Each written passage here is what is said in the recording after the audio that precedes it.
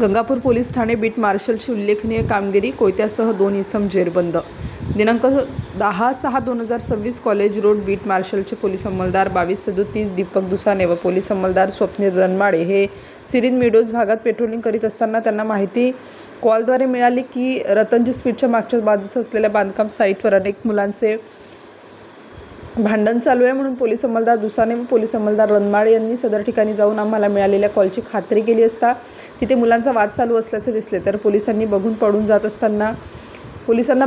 जात असताना तिथली 2 मुले संशयितरित्या काहीतरी लपवताना दिसले, म्हणून पोलीस अंमलदार दुसाने व पोलीस अंमलदार रणमाडे यांनी लागलीच त्यांना ताब्यात घेऊन त्यांच्याकडे संशयित हालचालींबाबत विचारपूस केली असता ते उडवाउडवीची उत्तरं देऊ लागले. त्यांना विश्वासात घेऊन विचारपूस केली असता त्यांची तपासणी केली असता त्यांचे जवळ एक लोखंडी धारदार कोयता मिळून आला. त्यांना त्यांचे नाव व पत्ता विचारले असता त्यांनी त्यांचे नाव जुबेर जाकीर शेख वय 25 वर्ष, फारुख शरीफ शेख वय 22 वर्ष असे सांगितले. तेव्हा पोलीस अंमलदार दुसाने व रणमाडे यांनी त्यांना ताब्यात घेऊन गंगापूर पोलीस स्टेशन येथे आणून त्यांच्याकडे लोखंडी कोयता जप्त केला आहे. त्यांच्याविरुद्ध पोलीस अंमलदार स्वप्नील रणमाडे यांनी गंगापूर पोलीस स्टेशन येथे तक्रार दिल्याने गंगापूर पोलीस ठाण्यास गुन्हा दाखल करण्यात आला आहे.